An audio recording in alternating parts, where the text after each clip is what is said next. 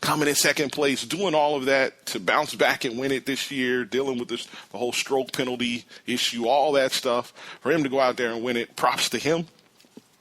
And like I said, the second one, the second Poetic Justice Award goes to J.R. Smith.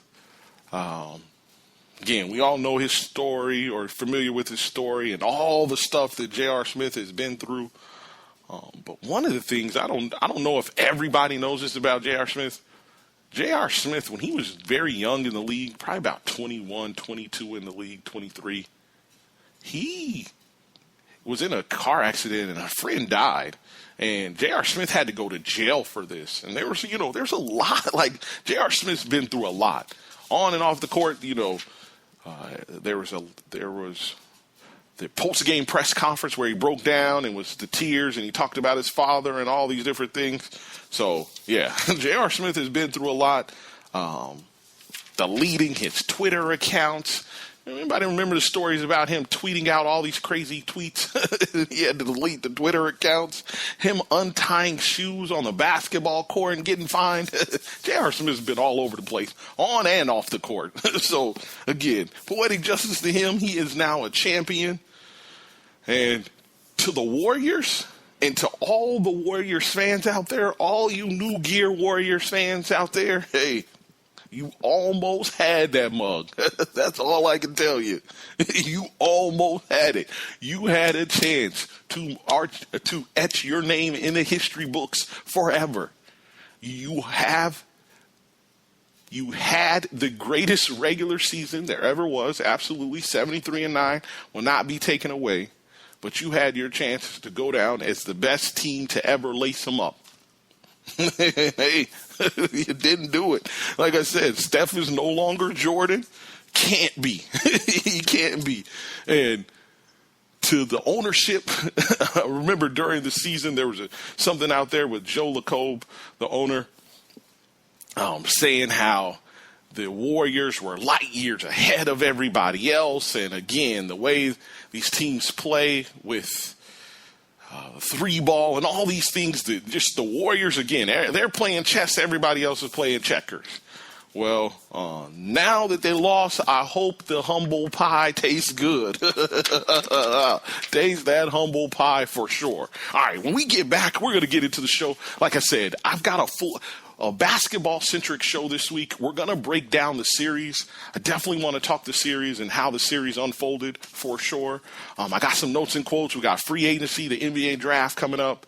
I want to give the Fred OG, let me give away the Fred OG Big Dummy Award. I'm sorry about that. Fred OG Big Dummy Award goes to Maria Sharapova. Yeah, for sure. Shouldn't have to explain that one. If you missed it, Maria Sharapova has been suspended for 2 years from the game of tennis. By the time she comes back, I believe she'll be like 32, 34 maybe. Maybe she's 32 now and be 34, somewhere around there. Absolutely wild. Again, you can give them the benefit of the doubt when maybe it's a one-time thing, but if you go read about the drug, and I posted a story about this when it broke, go read about the drug, go read about all that stuff. You'll see that, yeah, they wouldn't have suspended her 2 years if this was some minor hiccup. So, all right. When we get back, we will. We're going to talk the entire series. Again, congratulations to the Cleveland Cavaliers. Congratulations to LeBron James. Congratulations to the entire city, the surrounding cities, to everybody in Ohio. It is your show, Cleveland Stand Up. You are listening to the Marcus Harper Podcast. I am your host, Marcus Harper. Life is good. What? It's the Thuggish Ruggers Ball.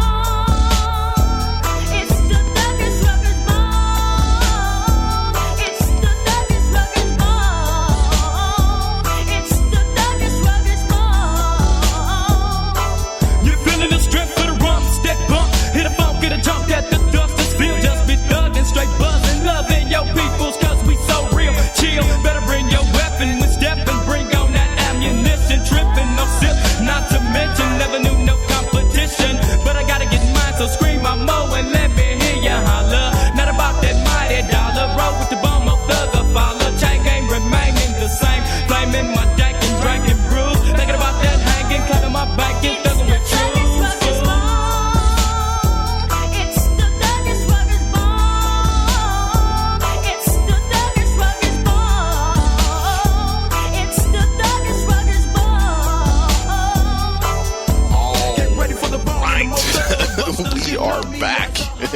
You are listening to the Marcus Harper Podcast. I am your host, Marcus Harper. That was Bone Thugs and Harmony, Thuggish Ruggish Bone, off the album Creeping on a Come Up. I believe that dropped in 1994, for sure. Shouts out again to Cleveland, the champs. Well earned. I saw I think it was the Cleveland Plain Dealer or one of the papers there, and it had on the cover of the paper, it said "The End" with a period on there, and I thought that was dope. So yeah, we can close the book on never winning a championship, all the droughts, all of that. We can close the book in that it is over. Right on. Again, if you want to hit me up, I didn't get a chance to sneak in all the contact information last segment, so if you want to hit me up, you can. Number to the show is 404-806-1416. You can hit me up, 404-806-1416. Email address is mailbagmarcus. Marcus is spelled Marcus, @gmail.com. Hit me there. And then again, you can also hit me on Twitter. Definitely recommend Twitter. Twitter news all day long. News travels fast, and if you're on Twitter, you get it like that. So definitely check out Twitter. My handle on Twitter is @SplashBrother. You can throw me a follow. I will definitely follow you back. Your secret is safe with me. Splash Brother is case sensitive. So it's a capital S on Splash, capital B on Brother. If you're not on Twitter, you can just go to the internet, type in twitter.com/Splash Brother. And that's my page. Check me out, my tweets, photos, different things like that. So yeah, you can check me out there. SoundCloud. All my stuff's on SoundCloud. It is also on Spreaker. And shouts out to Doug Stewart and the team over at Stewart Media and Entertainment on Spreaker.com. Look them up. Spreaker is spelled SPREAKE. Aura.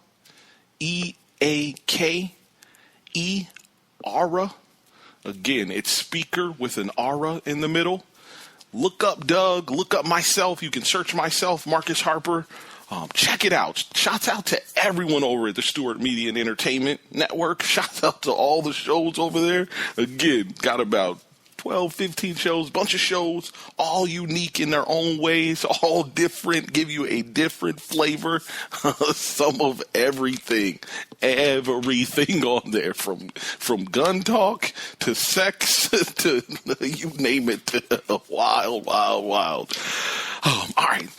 This segment, again, I want to recap the NBA Finals. And the reason why I wanted to recap the NBA Finals and talk a little finals with you, before we get to the end of this, talk about the end of the season, putting a bow on that and what's coming up with the draft and free agency, I wanted to talk timeline with the NBA Finals. And one of the reasons why I, wanted to talk about this was when I started out my podcast, one of my main goals was not distorting the truth. And I think sometimes, again, being a sports dude, I see how our history, luckily in sports, we have a scoreboard and we have final scores and we have these things we can go back and reference. But a lot of time history gets distorted. So I wanted to curve that. So this is one of the reasons why I wanted to do this recap. And I'm learning. As I go through this process, I tell you about everything I'm learning and different things I listen to in podcasts or whatever. But I'm learning that you gotta unplug the machine. You got, in the words of my man Tigolo over my right shoulder in my Twitter Avi there, you gotta unplug the machine. Because that creates a lot of the narrative. And I won't go into all of that. Again, the Muhammad Ali OG quote of the week this week is from LeBron James. And LeBron James calls it locking in and going into what he calls zero dark 30. He unplugs everything. He said, I don't listen to sports talk, TV, whatever. He says, I get away from all of that and I focus on what I can control. And what I can control is in between the lines and that 94 by 50 feet out there. And I want to play you this clip from LeBron. I call this clip Finding the Secret. Shouts out to Fonte, Nicolay, and them. They just were here for a show, the Foreign Exchange, and they have a song called The Secret. And LeBron was talking about this in relation to his team. I told myself, Brian, you got to be patient, but I'm not a patient guy. But I knew when I came back, I felt like I had the blueprint to get it done. So now my challenge was, how can I get the organization and how can I get the players to follow me and listen to my command every day? You don't like it. Right. Sometimes you love it. Sometimes you don't like it at all. But if I hammer home every single day, listen, this is what we need to do along the path. I know how to get there. If you guys follow me, I can get you guys there. That's what it was about, and it was testing to me, because like I said, I'm not a patient guy, Isaiah, but I had to continue to tell the organization, tell the players, tell everybody that's a part of All In, I know what to do, I know how to get it done, just follow me, and they believed in me. Yeah, right on. LeBron James talking about going down to Miami, learning what it takes to win a championship, bringing that back to Cleveland with him, and the struggle and the battle of getting everyone to buy in, everyone to follow his lead. And he said a lot. That was just a small clip of the interview. He talked about Tyronn Lue and what drew him to Tyronn Lue, and on and off the court. He really loved the X's and O's part of things, but there's things he liked about him off the court. And there was a couple of things I took away from this. Again, LeBron James is very, very in tune, very intelligent. Hands down the leader of that ship, for sure. The captain of the ship. And again, the second thing I took away from it was that didn't sound like a guy that when they got rid of David Blatt, he knew nothing about it. All right, let's get to this series recap again. I want to talk the series. We know how it ended. Cavs win 4-3, but game one, I'm just making notes and different things like that. And I started noticing my notes didn't always match the narrative that was out there publicly and different things like that. So game one, Warriors win game one, 104-99. And I'm going to talk about this from a Cleveland perspective. So Cavs lose game one. LeBron James has 23 points on 9 of 21 shooting, 12 rebounds, 9 assists, 4 turnovers. What I learned from myself in this series was I think sometimes we take for granted LeBron James, how he fills up the stat sheet. I take for granted his rebounds and assists. Like, I expect those to be there every night, and if they're not there, 8 rebounds, 8+ rebounds, around that 8+ assists every night. And if they're not there, then something's really wrong. He's hurt or something like that. And I think I need to check myself and not take that part of the game for granted for him, because he does bring that. So game one, again, 23 points, 9 of 21. They lose game one. Game two, they get blown out by 30. They lose 110-77. LeBron James has 19 points on 7 of 17 shooting, 8 rebounds, 9 assists, 7 turnovers.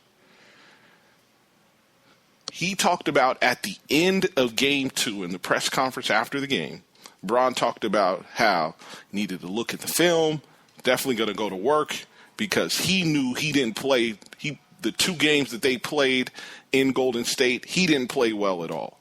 His averages when they headed home down 0-2 was 21 points a game. Again, 10 rebounds, 9 assists. Take that for granted. Guilty. But 5.5 turnovers a game. And that was the thing. 21 points a game, 5.5 turnovers a game. He was taking only about 18, 19 shots. And he talked about how he was going to go look at the film and see what he could fix. Game 3 rolls around. They blow out the Warriors 120-9.